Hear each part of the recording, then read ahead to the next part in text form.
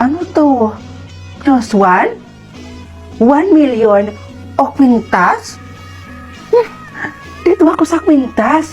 Kasi sigurado makakapagparitoke at makapagpaganda na ako nito. Ano? Ang bayan? Ang dayo-dayo naman. 1 million naman yung pinindod ko pero kwintas naman itong napunta sa akin. Ay nako, di bali na lang. Siguro, hindi talaga para sa akin tong 1 million. Hayaan ko na lang. That's why, ayaw na ayaw ko sa pangit na yun. Gosh! Friend, speaking of, look at your back.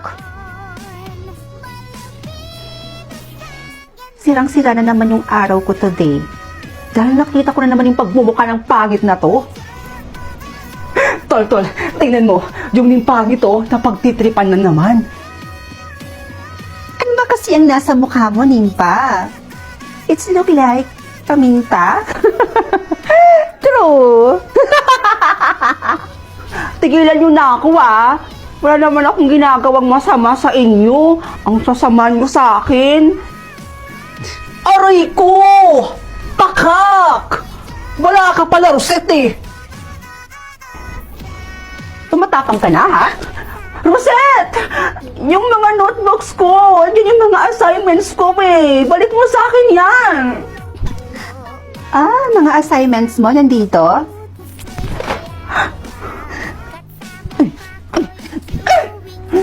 Sama-sama mo talaga! Aba, natututo ka na yatang sumasagot-sagot, Nimpa. Hindi mo yata kilala kung sino ang kinakalaban mo. Aray ko! Isa ka pa! Patricia, hawakan mo nga yung babaeng yan. Hawakan mo. Sure. Ano ba? Bitawan mo na ako! Bitawan mo ako! Ano ba? Rosella, anong gagawin mo? Go, girl! Sampalin mo na tong pangit na to.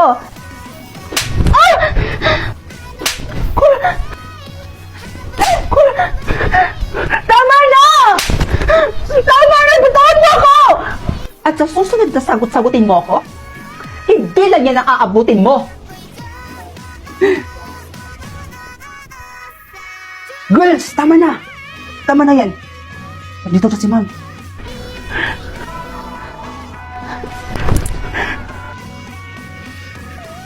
Nimpa, ano nangyari sa'yo? Bakit ganyan yung itsura mo, ha? May nag-away ba sa'yo? Wala po. Ayos lang po ako, ma'am. Okay, class. Bago ko makalimutan. Year-end party or Christmas party niyo na tomorrow. Kailangan niyo nang pumili kung sino ang inyong mareregaluhan. And actually, bumuo na ako dito ng mga pangalan ninyo. Buburot na lang kayo dito kung sino ang inyong mareregaluhan. O Rosette, ikaw na mauna. Perfect. Huwag si Nimpa, please. Yes! Huwag sinimpa, please.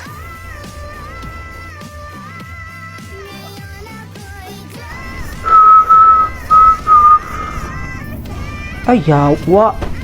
Anak ng putakti naman, Girl, tignan mo si Clark. Si Nimpa yung nabunot niya. Hoy, Clark. Bagay. Excuse me, ma'am. Pinapatawag po kayo ng principal office po. May meeting daw po kayo. Okay, sige. Okay, class. Hindi mo na matutuloy ang ating lecture today dahil pinapatawag kami. May meeting daw kami ngayon. Huwag kayo masyadong mag-iingay dito, ha? Goodbye, class. Tol, baka namang pwedeng magpalit na lang tayo. Loh, ayoko nga. Kunin mo na yan, Tol. Oo nga naman kasi, Clark. Tanggapin mo na yan. Juicy kape. Malay mo, diyan na pala magsisimula yung love story niyo ni Nimpa. Ito talaga parang di kaibigan Hoy, pangit. Alam mo, kung ako sa'yo, huwag ka lang sumali sa ganito. Kasi, hindi ka naman nababahagi dito At isa pa, wala akong alam na ireregalo sa'yo. Pangit mo kasi. Oh, sakit mo naman magsalita, Clark. Umiyak na tuloy si Nimpangit. Inay, sa tingin niyo po ba, dapat pa akong pumunta sa year-end party namin? Aba, oo naman anak. Bakit naman hindi? Baka kasi pagtawanan lang po ako doon eh. Alam mo anak, huwag mo nang intindihin yung mga taong nanglalait o nang-aalip basta sa iyo. Ang mahalaga, wala kang ginagawang masama sa kanila. Hindi ka man maganda sa panlabas na anyo. Ang importante anak, yung dito. Aanhin natin yung kagandahan mo sa panlabas na anyo. Kung hindi naman mabuti ang iyong kalooban anak. Kaya wala kang dapat ikabahala anak. Dahil wala ka namang tinatapakang ibang tao. Naiintindihan mo ba ako? Opo, inay. Masusuot ko na rin itong kwintas na napili ko kahapon. Excited na ako. Isuot ko na nga to. Ayan. Ang ganda. Naku, bagay na bagay itong kwintas na to sa suot ko. Napakaganda. Pero bakit kaya ganon? Kakaiba yung nararamdaman ko sa kwintas na to. Na para bang may kakaiba sa kwintas na to. Di bali na nga lang. Inay? Inay? Bagay po ba sa akin yung suot ko? Diyos ko, ma'am? Sino po kayo? At bakit po kayo nakapasok dito? Inay ako to. Ako po ito si Nimpa. Ma, alis na po ako. Papasok na po ako sa school. Oh, siya, sige. Ay nga po pala, ma. Ano po ba ibig sabihin nitong nasa taas ng ulo ko ngayon? Percentage yan, anak. Makikita mo dyan kung gaano ka kamahal ng isang tao. So, ibig sabihin po, mahal niyo po ako ng 100%? Oo naman, anak. I love you. I love you too, ma. What? Kasyero? Wow! Meron na palang kasyero dito sa Loglok. Ang galing! Di bale, pag uwi ko mamaya, panonoorin ko to. Hi, Bes! Good morning! Uy, good morning, Bes!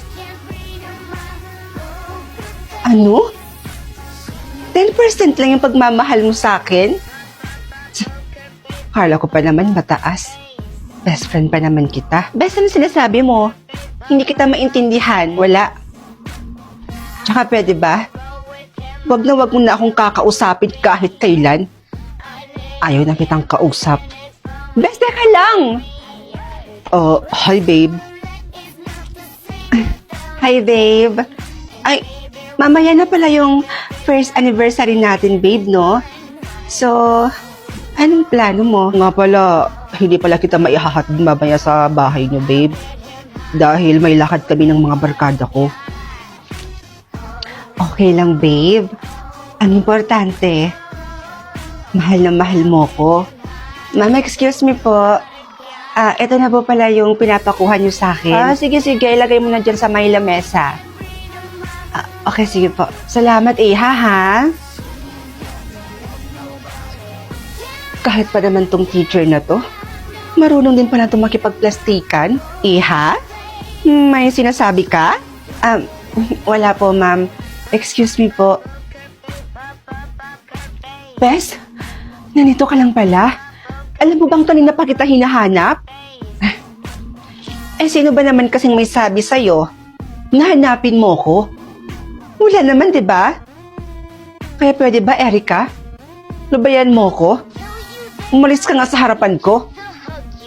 Dahil baka mamaya, hindi kita matansya. Bes, alam ko na kung bakit ka nagkakaganyan. At dahil yon sa black heart na nasa itaas ng ulo mo ngayon. At may kailangan kang malaman tungkol dyan. Ano naman bang tungkol dito? Ha? Ano na naman bang kasinungalingan ang sasabihin mo? Naman eh. Makinig ka nga muna sa akin. Meron kang dapat malaman Diyan sa black heart na nasa itaas ng ulo mo ngayon. At lalong-lalo nang hindi totoo yung sinasabi ng mama mo sa'yo. Anong ibig mong sabihin? Yang black heart na nasa itaas ng ulo mo ngayon, hindi yan love percentage ng isang tao. Kung hindi yan love percentage, ano yan?